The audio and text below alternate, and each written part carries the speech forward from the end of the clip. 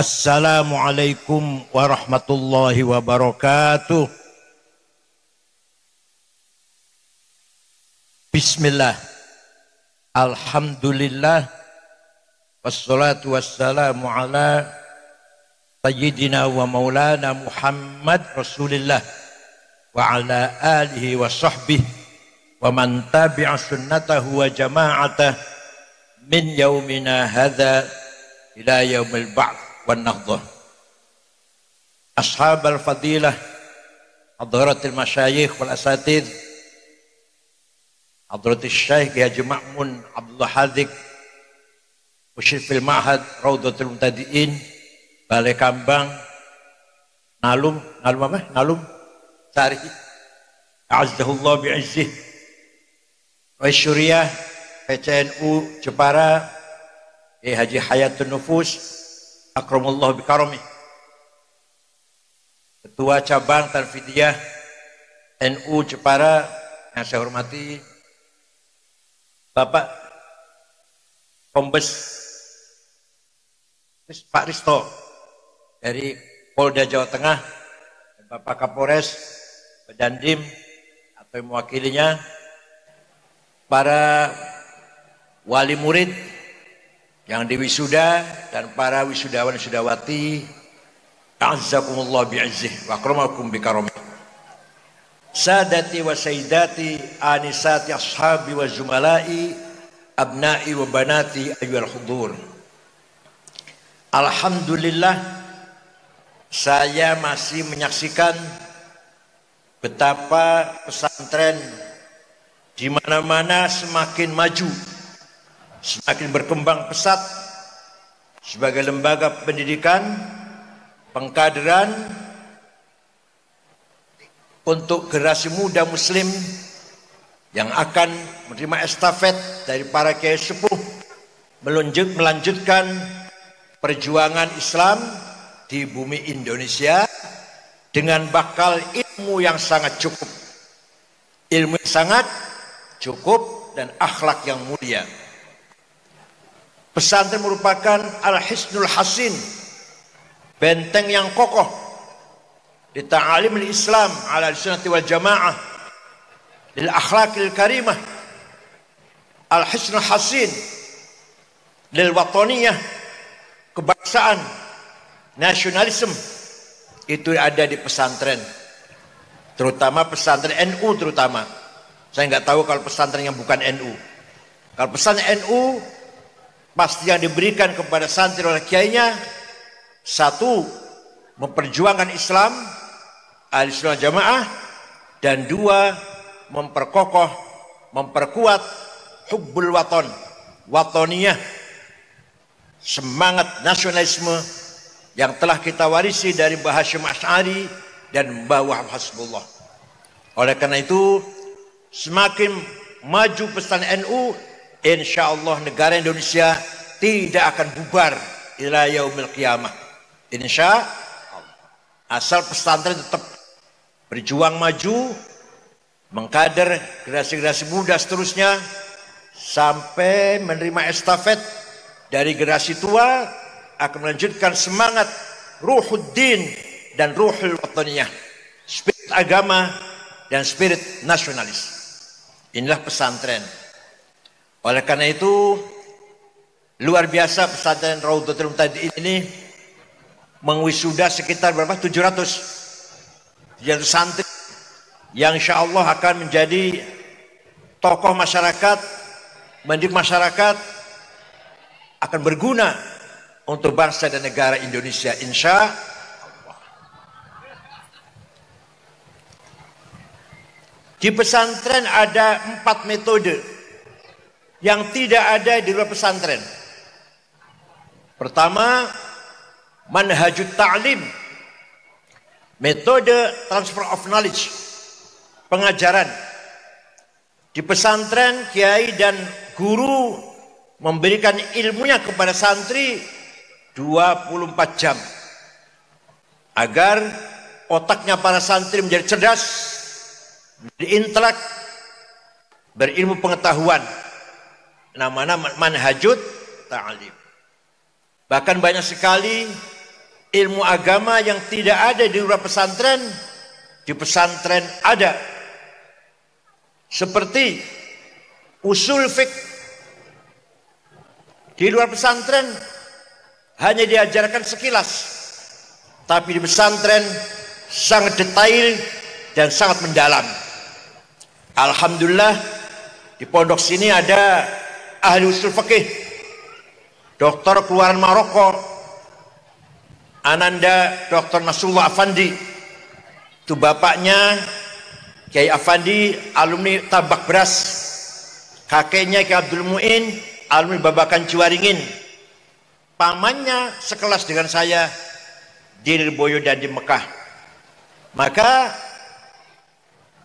Ananda Nasrullah ini harus betul-betul menyampaikan ta'lim dengan ta'ammuk wa tafaqquh fi usul fiqh wa maqasid syariah. Insyaallah santri akan berkualitas, tidak hanya memahami fikih tapi memahami thariqatul istinbat, thariqatul istidlal menurut usul fikih Imam Syafi'i. Harus dikaji dengan mendalam. Imam Syafi'i nama lengkapnya Abu Abdullah Muhammad bin Idris bin Utsman bin Abbas bin Syafi' bin Musayyab bin Ubaid bin Abdul Yazid bin Abdul Muttalib. Lahir tahun 150 di Gaza yang sekarang lagi digempur oleh Israel itu, di kota kelahirannya Imam Syafi'i. Wafat tahun 204 di Fustat, Kairo, Mesir. Jadi usia Imam Syafi'i hanya 54 tahun. Usianya pendek tapi jembar barokah. Ada orang usianya panjang tapi sempit, gak ada faedahnya kecuali pilkada suara satu lumayan lah. Kalau Imam Syafi'i 54 tahun usianya, meninggalkan warisan gagasan yang sangat cemerlang, yaitu ilmu usulul fiqh. Ceritanya ada seorang gubernur Mawaro An-Nahr, gubernur Transoksania, Afghanistan, Uzbekistan, sekitar itu, namanya Abdurrahman Al-Mahdi. Kirim surat pada Imam Syafi'i. Suratnya dibuka, dibaca, beliau bertanya, gubernur bertanya, ya Syekh, ya Imam, bagaimana caranya memahami syariat Islam dengan benar? Imam Syafi'i memanggil muridnya, namanya Rabi' bin Sulaiman Al-Muradi. Rabi' sini, naktub ar-risalah, ayo kita tulis surat membalas pertanyaannya gubernur. Imam Syafi'i dikte, imla, Rabi' nulis.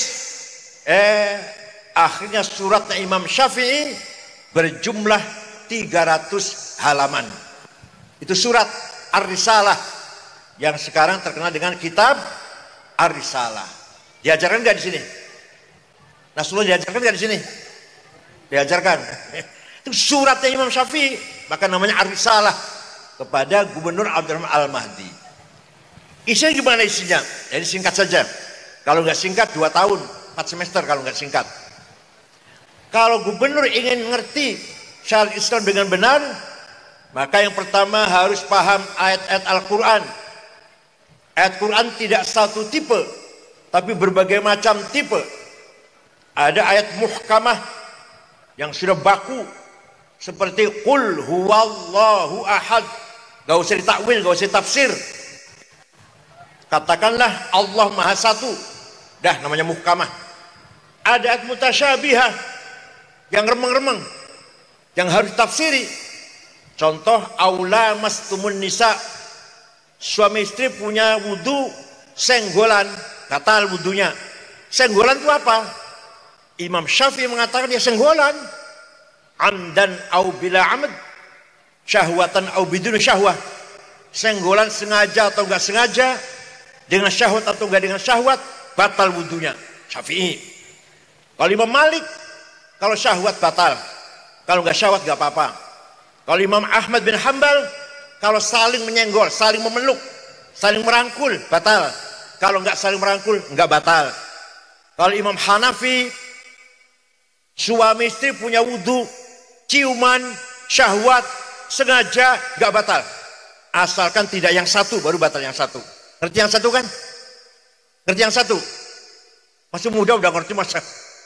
Yang tua yang ngerti ya? Yang anak santri belum ngerti ya? Kalau yang satu baru batal. Itu menurut Imam Hanafi. Ini namanya ayat mutasyabihah. Ada ayat mutlaqah, absolut. Ati'ullah wa ati'ur rasul. Wajib taat pada Allah, wajib taat pada Rasulullah. Mutlak, absolut. Ada ayat muqayyadah, tidak mutlak. Wa ulil amri minkum. Wajib taat pada pemerintah dengan syarat. Kalau pemerintahnya baik. Pak, namanya muqayyadah. Wajib taat pada Allah dan Rasulullah namanya mutlaqah. Yang muqayyadah wajib taat pada pemerintah selama pemerintahnya baik, wajib taat. Kalau tidak, tidak boleh taat. Yang ketiga, ada hakiki, ada majazi, ada realistis, ada metaforis. Yang metafor, yadullah fauqa aydihim, tangannya Allah di atas tangannya orang kafir, bukan tangan. Allah nggak punya tangan. Qudratullah. Waja'a rabbuka wal malaku saffan saffa. Nanti di hari kiamat malaikat berbaris, Tuhanmu datang, bukan Tuhan yang datang, perintahnya yang datang. Waja'a rabbik, namanya metafor. Ini berbagai ayat seperti itu. Ada lagi ayat ammah, ayat khassah. Ayat ammah umum, aqimus shalah, wajib sholat umum itu. Kapan saja, di mana saja, siapa saja. Tapi kalau khusus, wajib perang. Wajib perang itu perintah. Tapi kalau lagi perang, kalau nggak lagi perang, nggak ada perintah perang. Tiba-tiba gereja dibom, nggak ada itu perintah itu. Kalau lagi perang baru wajib kita lawan atau kita perang, siap melawan mereka. Kalau lagi perang, kalau nggak lagi perang, lagi aman-aman saja, tidak boleh kita gegabah menyerang gereja, menyerang wihara, pagoda, non muslim kita bunuh, nggak boleh itu. Wala tasubbul ladzina min dunillah fa yasubbul adban bighairi ilm. Kamu jangan caci maki orang yang tidak menyembah Allah. Kamu jangan mencaci maki orang yang tidak menyembah Allah. Kadzalika zayyana likulli ummatin amalahum. Karena saya, kata Allah, menciptakan budaya masing-masing, kebanggaan mereka. Orang Kristen punya budayanya sendiri, kebanggaannya sendiri. Orang Hindu, Buddha punya kebanggaan sendiri. Kita pun punya kebanggaan sendiri. Tidak boleh saling mencaci maki. Jadi Quran jelas nih, jelas Quran. Jangankan membunuh non muslim, apalagi membakar gereja, mencaci maki saja nggak boleh. Jelas sekali. Ada ayat nasikhah dan mansukhah. Ayat yang mendelit, ayat yang dihapus dan yang menghapus. Ini penting, calon kiai, calon syuriah harus paham seperti ini. Tidak hanya fikih, tapi thariqatul istinbat, thariqatul istidlal harus paham betul, dikuasai oleh para kiai kalau betul-betul ingin mempertahankan tafaqquh fid din, ta'ammuk fid din, ta'alimid din, betul-betul menguasai agama. Kalau sudah paham Quran belum cukup, harus paham hadis. Kenapa? Karena dalam Al-Quran ada perintah sholat. Aqimus sholah, aqimus sholah, aqamus sholah, yuqimunas sholah, aqimus sholah. 62 kali perintah sholat. Tapi Quran tidak menyebutkan berapa kali sholat itu. Ada nggak di Quran? Adik-adik, anak-anak, ada nggak di Quran itu? Sholat itu 5 kali. Ada nggak? Nggak pernah baca Quran nih, kelihatan nggak bisa jawab. Qurannya tidak ada di Quran penjelasan sholat itu 5 kali, namanya zuhur, asar, maghrib, isya, subuh. Nggak ada itu. Ada nggak? Nggak pernah baca Quran di paling-paling. Baca cuma kulhu, falak, nas, alif lam mim, ayat kursi, tahlil itu. Berkat itu sih, masalah berkat itu. Kalau kita baca Quran dengan teliti, tidak akan kita jumpai penjelasan sholat itu yang wajib 5 kali, namanya zuhur, asar, maghrib, isya, subuh. Nggak ada itu. Segitu pentingnya sholat.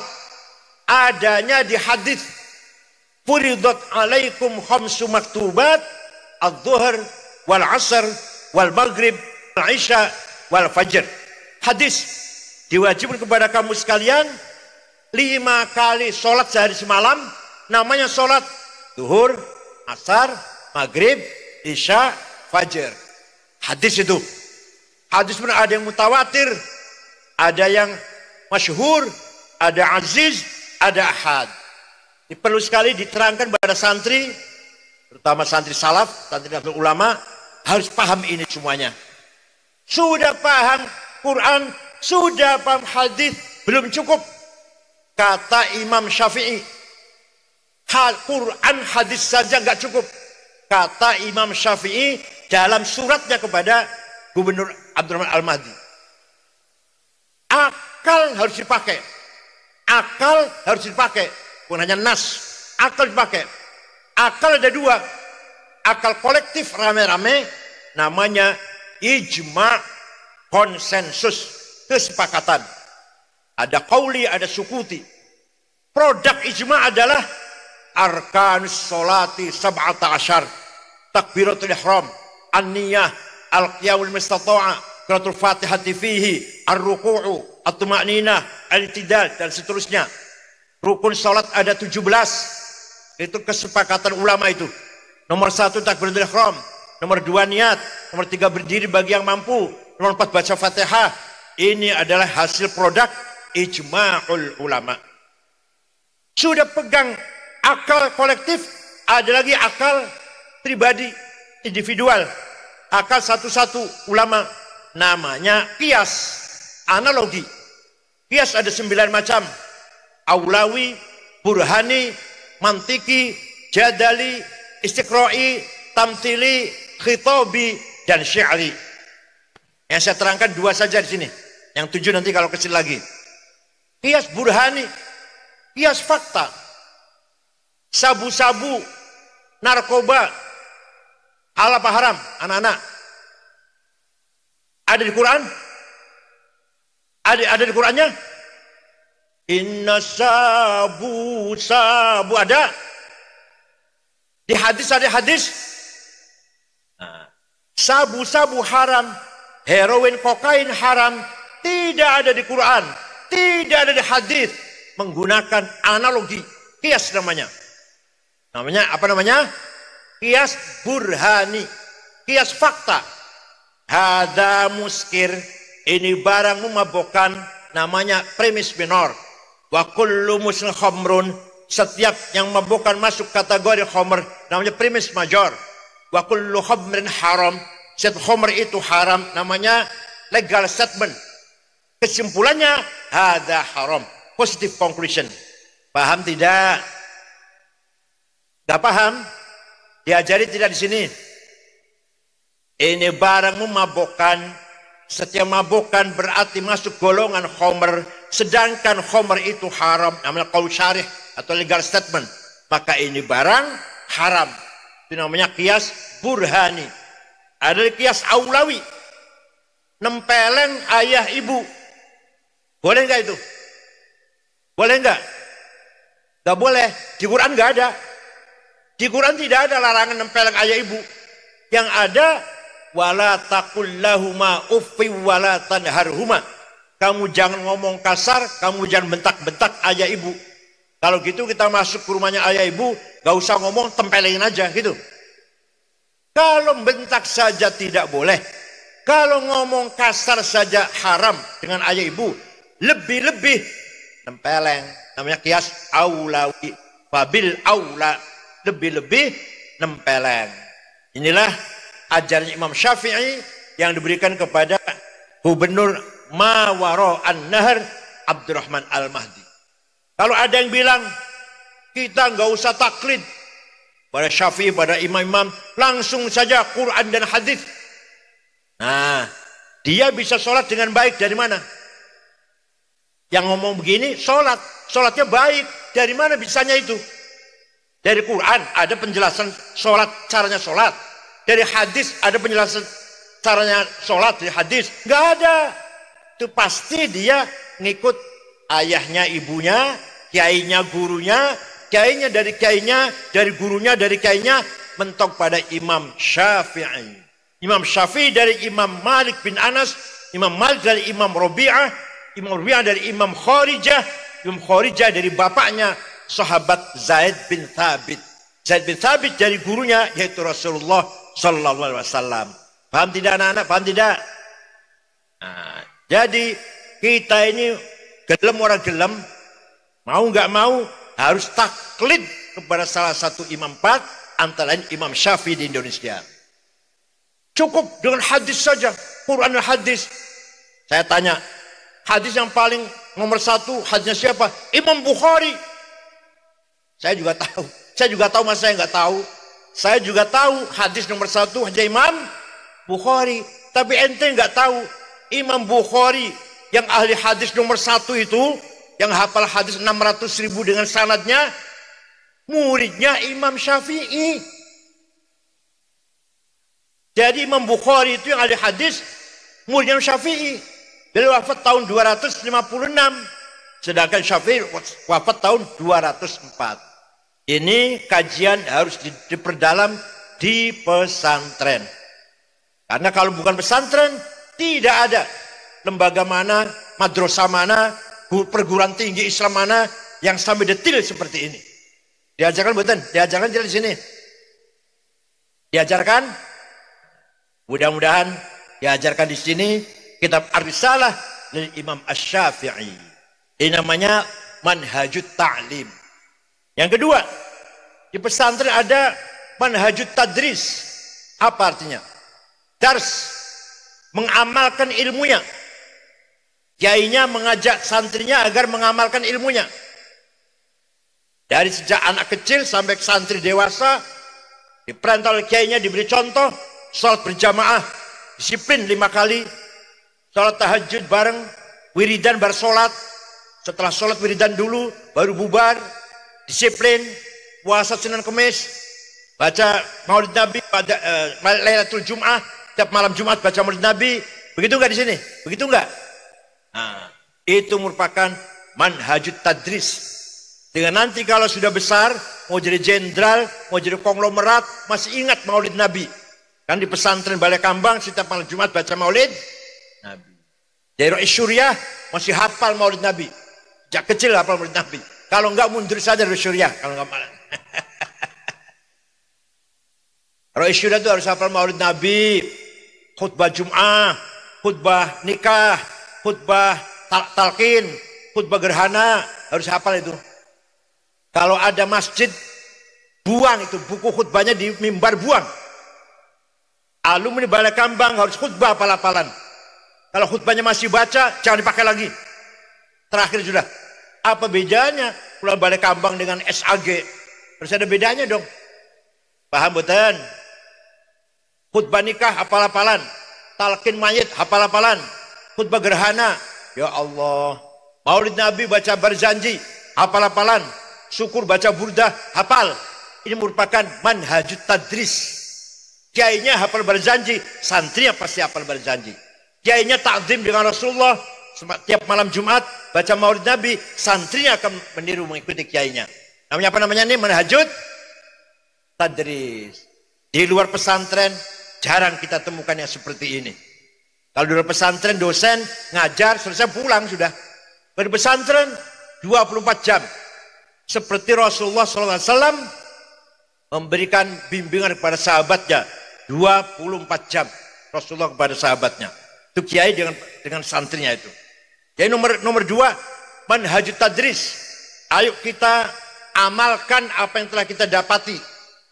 Yaitu dengan disiplin, sholat berjamaah, wiridan, sholat sunnah, puasa Kemis, baca Yasin, baca Tabarok, namanya manhajut tadris. Yang ketiga, manhajut ta'dib, disiplin. Kiai sangat disiplin, kiai itu. Disiplin dengan tamu, disiplin dengan tetangga, disiplin dengan masyarakat, disiplin dengan organisasinya. Maka santrinya akan ikut disiplin, insya Allah. Saya waktu mondok di Krapyak Jogja, Kiai Ali Maksum itu punya kitab perpustakaan, tidak pernah dikunci pintunya, dibuka. 24 jam gak pernah diawasin. Padahal kita bagus-bagus itu. Tidak ada santri yang berani mengambil. Kenapa? Apa diawasin? Enggak. Apa ada CCTV itu? Enggak ada. Hanya ada tulisannya Ki Ali Maksum, bahasa Jawa, tulisannya Arab. Oleh diwoco, haram digowo. Tidak ada santri berani membawa kitab itu. Baca boleh, membawa keluar enggak boleh. Itu namanya manhajut ta'dib. Masuk madrasah atau ngaji, jam 8 persis harus sudah siap. Jangan sampai santri kejaruan kiai. Jangan sampai santri terlambat, kiai sudah datang, santri belum siap. Ini namanya manhajut ta'dib. Siap, santri siap. Nah, disiplin. Nanti kalau pulang pun akan disiplin di tengah-tengah masyarakat. Yang terakhir, yang paling berat, kiai punya pondok itu adalah manhajut tarbiyah ruhaniyah. Membangun spiritualitas, bagaimana santrinya mempunyai hikmah, wisdom dalam hatinya, yaitu mengolah spiritual, mengolah hati, mengolah rohani, sehingga menjadi manusia yang ideal, manusia yang sempurna, yang arif, yang bijak, yang dapat cahaya, nur, mubashir minallah. Itulah manhajut tarbiyah. Kiai malam-malam tahajud mendoakan santrinya. Kiai umroh di Ka'bah sana mendoakan santrinya. Kiai ziarah ke makom-makomnya para aulia mendoakan santrinya. Maka santrinya pun menjadi, insya Allah menjadi keluarannya, alumnya menjadi orang yang baik-baik, hamba Allah yang baik-baik. Kan doanya para kiai. Paham boten? Ini namanya manhajut tarbiyah ar-ruhaniyah. 4 metode ini tidak akan kita dapati di lembaga di luar pesantren. Pesantren merupakan lembaga pendidikan yang telah berjasa tafqifus sya'ab, mengangkat derajat bangsa ini, memberi pencerahan kepada masyarakat yang tadinya buta huruf, tadinya kotor, tadinya nggak tahu kebersihan, tadinya nggak tahu disiplin, tadinya nggak tahu Tuhan. Pesantrenlah yang memberikan pencerahan kepada masyarakat sejak sebelum berdirinya negara Republik Indonesia. Pesantren berdiri sebelum negara Republik Indonesia. Baik itu Lirboyo, Palekambang, Lirboyo, Tebuireng, Loso, Cidogiri, kalau Cirebon, Kempek, Buntet, Babakan, itu semua rata-rata berdirinya sebelum ada negara Republik Indonesia. Para kiai sudah berjasa besar membimbing masyarakat untuk menjadi masyarakat yang beradab, yang mutamaddin, yang berbudaya.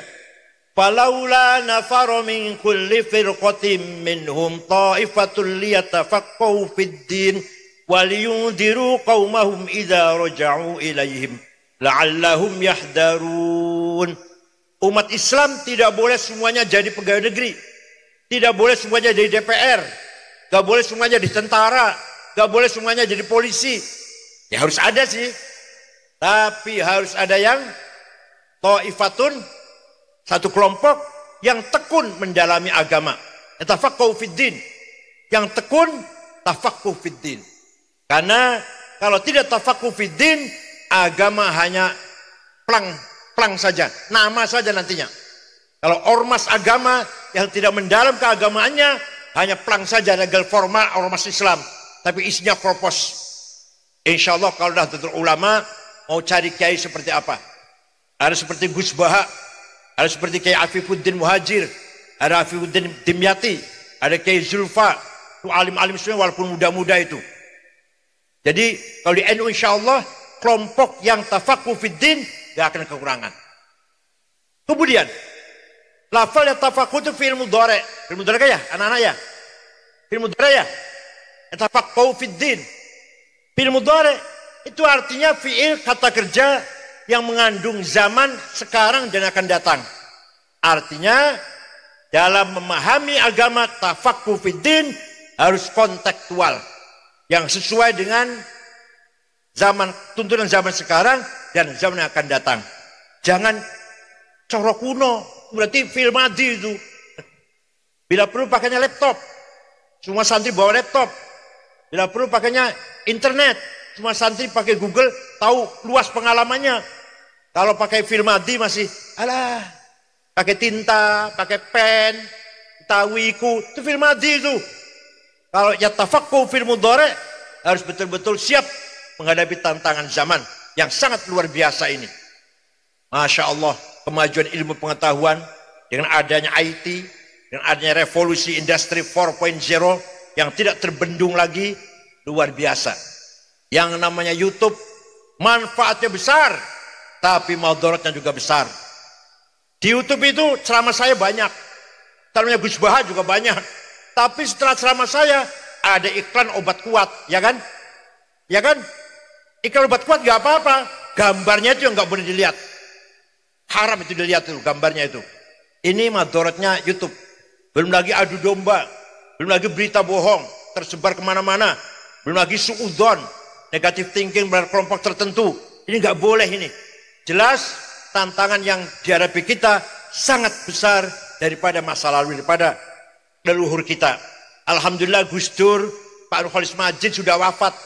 Gak menangis zaman YouTube, gak menangis zaman Google. Gak selamat, sudah selesai. Kita ini mengalami zaman Google, YouTube. Bagaimana tanggung jawab kita memelihara anak-anak kita? Semua anak-anak pegang HP semua, pegang iPhone semuanya. Mainkan HP sudah pinter-pinter. Isinya yang baik ya banyak, yang mudarat ya banyak.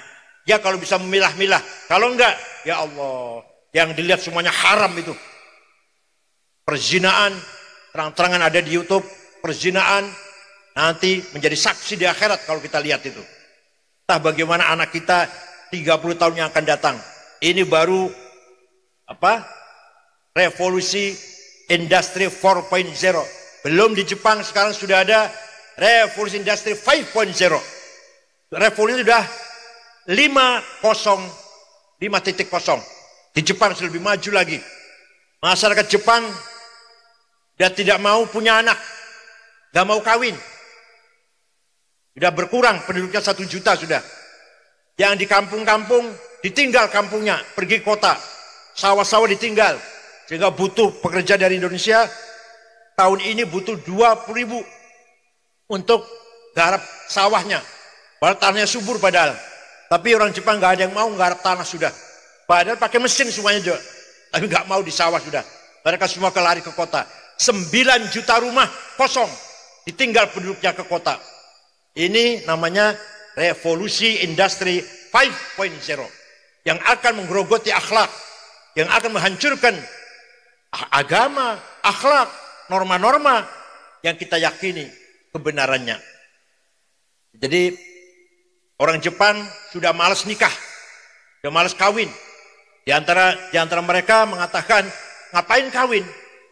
Oh, beli yang murah aja ada kok. Kami sudah bisa kawin. Itu para ke Jepang. Padahal maju di bidang teknologi, maju di segala hal, tapi budayanya hancur, rusak karena gara-gara revolusi industri 4.0 bahkan meningkat menjadi revolusi industri 5.0. Di Korea Selatan juga sama, Singapura hampir sama. Pemudanya malas kawin. Mudah-mudahan di Indonesia masih ada Pancasila, masih ada iman kepada Tuhan yang Maha Kuasa. Insya Allah kita ruhuddin, spirit beragama masih akan terjaga untuk bangsa Indonesia. Itu ya. Semua bangsa Indonesia harus beragama. Kalau sudah agama, masih terjaga budaya kita, akhlak kita. Paham bukan? Anak-anak paham bukan? Nah. Kemudian, kalau sudah pinter, dari Banda Kambang sudah dapat ilmu, harus waliyundziru qaumahum. Harus memberi bimbingan kepada umat masyarakatnya setelah pulang masing-masing. Yang dari Papua nanti pulang. Ayo mendidik masyarakat Papua, Sorong di sana. Waliyundziru qaumahum idza raja'u ilaihim. Sekali lagi, yundziru fi'il mudhari. Artinya ketika kita melakukan dakwah, bimbingan kepada masyarakat, harus kontekstual. Tidak boleh cara kuno, harus cara yang modern. Harus cara yang keren, yang bisa dibanggakan cara-cara metode dakwahnya. Waliyundziru pakai fi'il mudhari. Tidak mungkin dakwah hanya dengan pidato. Tidak mungkin dakwah hanya dengan khutbah. Dakwah harus melalui tulisan, melalui YouTube, Google, terus juga media-media dakwah yang harus kita kuasai. Kalau tidak, kita ketinggalan jauh dari mereka. Oleh karena itu, nggak usah jauh-jauh.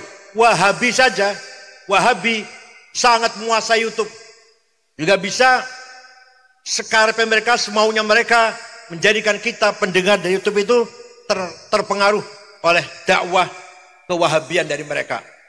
Yang baca itu, yang ikuti terus, lama-lama terpengaruh. Mana dalilnya ziarah kubur, mana dalilnya tawassul, mana dalilnya Maulid Nabi, Isra Mi'raj. Gak ada itu, bid'ah semuanya. Tidak ada bid'ah hasanah, yang ada bid'ah dolalah. Itu kalau di YouTube ada itu. Itu Wahabi sudah menguasai YouTube. Nah kita cuma bisa memakai, cuma bisa membaca, cuma bisa menggunakan.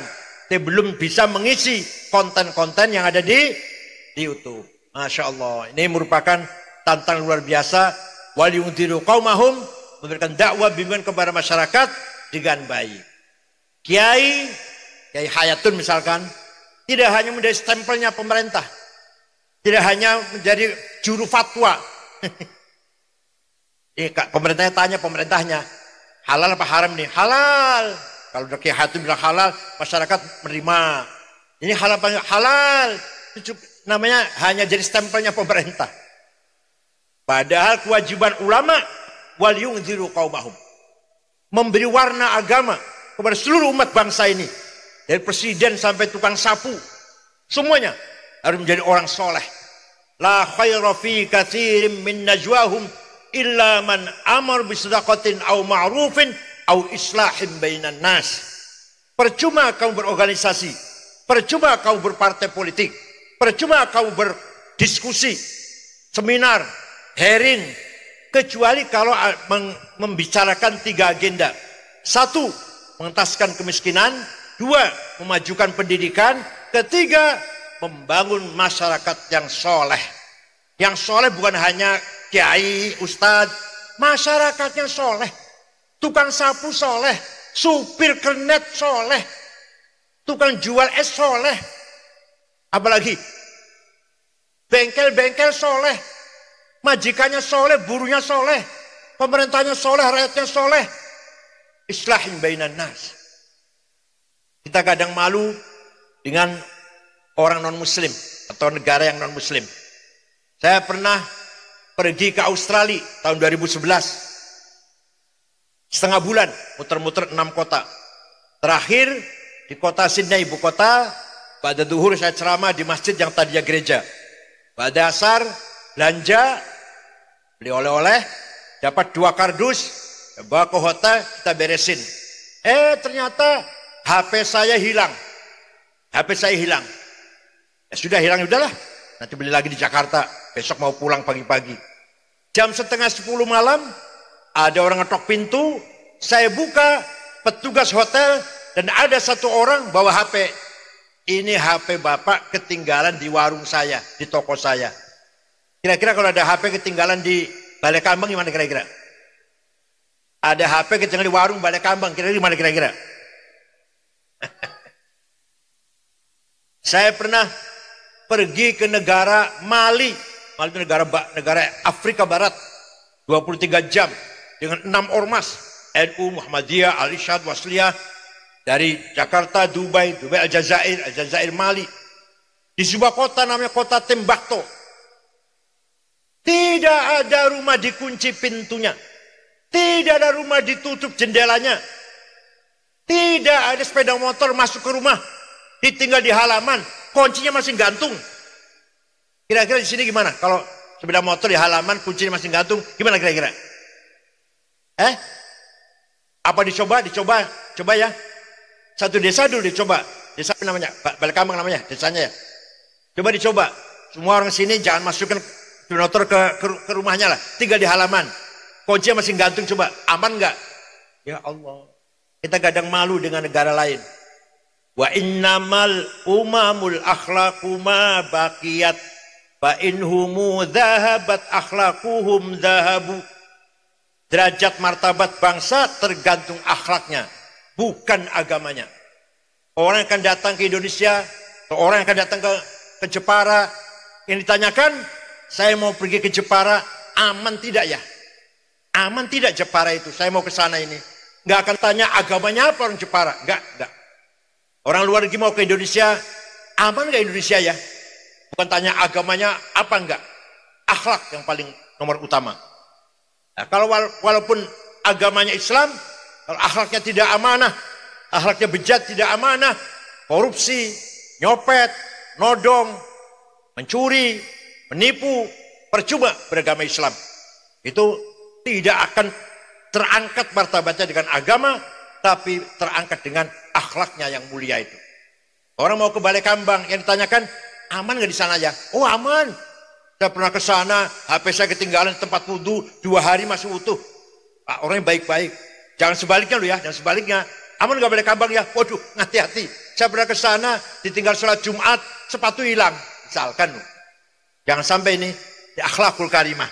Jadi di kota Tembakau negara Mali tidak ada maling, nggak ada perampok, nggak ada garong, sepeda motor aman, mobil aman, nggak masuk gerasi, nggak masuk rumah. Coba dicontoh di sini, terapkan akhlakul karimah seperti ini. Bisa nggak kira-kira? Kita malu dengan luar negeri yang sudah tertib dan sudah sadar. Bukan karena apa-apa, malu kalau dia mencuri ketahuan. Rasa malu al-haya minal iman. Malu itu bagian dari iman.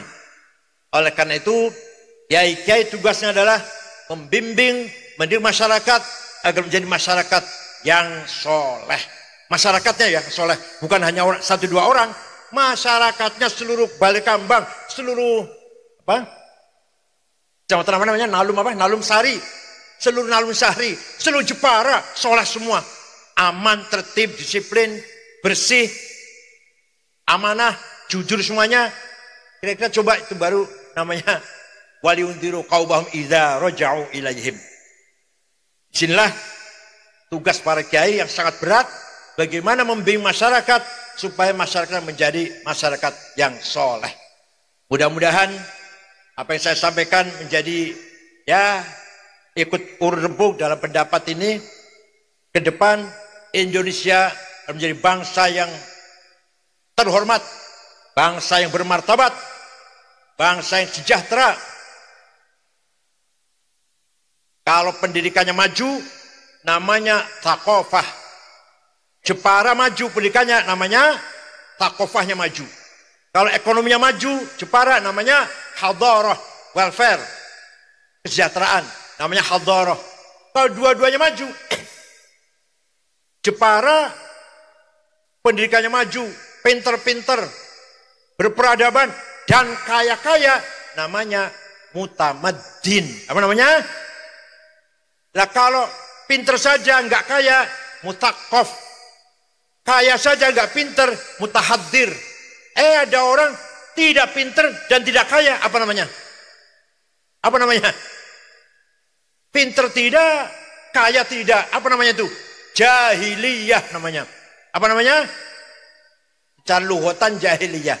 Oleh karena itu kita harus kejar ketinggalan, di bidang segala bidang. Kita kejar sesuai dengan profesi masing-masing. Insya Allah alumni ini akan menjadi orang yang bermanfaat nanti di masa depan sesuai dengan proporsional masing-masing. Al-Quran mengatakan, wala taqfu ma laisa laka bi'ilm innas sam'a wal basra fuad kullu ulaika kana anhu mas'ula. Kamu jangan ikut campur memasuki hal yang kamu nggak ngerti. Artinya apa? Artinya kita harus punya ilmu pengetahuan yang khusus. Seperti saya misalkan, saya bidangnya agama, ya bicara agama. Nggak akan bicara komputer, nggak akan bicara perbankan, nggak akan bicara mesin. Bukan bidang saya, nanti salah semua. Begitu pula yang bidangnya mesin, ya bicara mesin. Yang bidangnya kesehatan, kedokteran, bidangnya itu, jangan bicara yang lain-lain. Ya kalau ada insinyur, bicara agama, ya salah semua nanti. Ada SH, bicara agama, salah semua. Gak ada benernya nanti. Maulid Nabi, bid'ah. Tawassul, musyrik. Ziarah kubur, musyrik, sesat. Ini bid'ah semua ini, salah semua itu. Karena bukan bidangnya. Paham betul? Paham betul? Maka anak-anak yang sudah ini harus mempunyai spesialis, nanti apa bidangnya akan bicara atau akan meningkatkan martabatnya sesuai dengan bidangnya masing-masing. Jangan kecil hati. Jangan kecil hati. Ulama-ulama besar itu adik-adik anak-anak bukan berbangsa Arab, bukan berdarah Arab.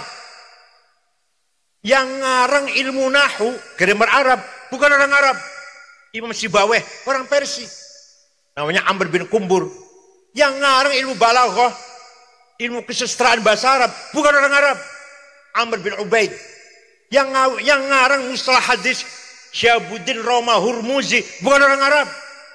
Tafsir pertama yang sempurna, tafsir At-Tabari dari Tabaristan, bukan orang Arab. Imam Hambali dan Imam Hanafi bukan orang Arab. Paham tidak? Kita orang Indonesia pun bisa jadi besar, jadi imam, jadi syekh. Tuh, lihat, para imam juga bukan orang Arab. Dan jangan kecil hati orang bukan orang Arab. Ahli hadis 10, satu pun gak ada orang Arab. Bukhari, Muslim, Abu Dawud, Tirmidzi, Nasai, Ibnu Majah, Daraqutni, Darimi, Ibnu Khuzaimah, Al-Hakim, itu gak ada orang Arab satupun. Orang non-Arab semuanya itu. Bukan berdarah Arab. Siapa lagi? Semua para ilmuwan itu 98% bukan orang Arab. Imam Syafi'i Arab, Imam Syafi'i, Imam Malik Arab. Tapi Hanafi, Hambali bukan orang Arab. Ibnu Sina, Al-Farabi bukan orang Arab. Jadi kita nggak kecil hati ya.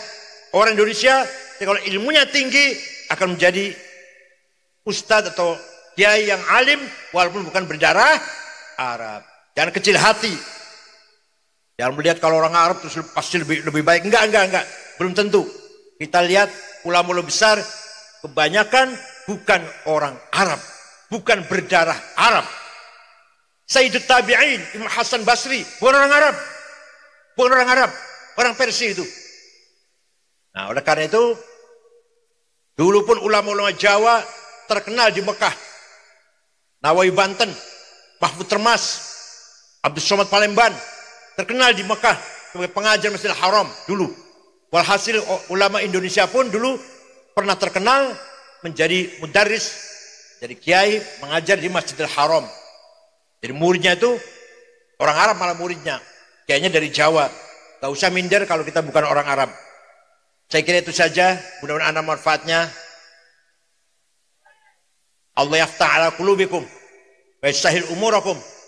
Rabbana ma khalaqta hadza batila subhanaka faqina adzaban nar. Ya Rahman ya Rahim ya Qawi ya Matin ya Fattah ya Alim ya Razzaq ya Karim ya Hayy ya Qayyum ya Ghiyatul Mustaghiitsin aghithna wal muslimin. Lakal hamdu kal mustaka wa antal musta'an kal mustaghath wa minkal faraj wala haula wala quwwata illa billah. Inna nas'aluka bi annaka antallahu la ilaha illa antal ahadus samad alladzi lam yalid wa lam yulad wa lam yakul lahu kufuwan ahad badi'us samawati wal ard an tuwaffiqana wa auladana bil a'malis salihah an tahfadhna wa iyyahum minal mahani wal fitan waj'alna wa lahum farajan wa makhraja. Inna nas'aluka bi maq'idil 'izz min 'ashik wa bi muntahar rahmatin min kitabik wa bismikal a'la wa majzikal asna wa isyraqi nuri wajhikal ajla fadlikal karim wa judikal amim wa bi kalimatika tammati lati la yujawizuna bar wala fajir ya akun akramin ya hasibu ya jalil an tusahhila umurana wa taqdiya hajatina wa tuballigha maqasidana fil maqasid dunya wal akhirah.